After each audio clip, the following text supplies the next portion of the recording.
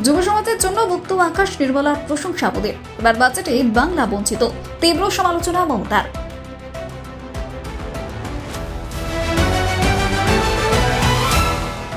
বিকেল 4টায় মুখ্য নির্বাচন কমিশনার গণেশ কুমারের সঙ্গে বৈঠকে তৃণমূল সুপ্রিমো মমতা বন্দ্যোপাধ্যায়। এসআইআর সংক্রান্ত জটিলতা নিয়ে আলোচনা।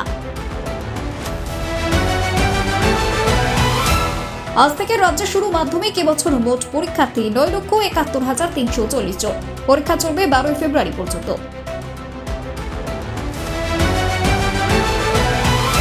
রবিবার বাজেট পেশের দিনে সবচেয়ে বড় ধসের সাক্ষী ছিল সেন্সেক্স ও নিফটি। আজ সোমবার সূচক ঘুরে দাঁড়ানোর আশা লগ্নিকারীরা।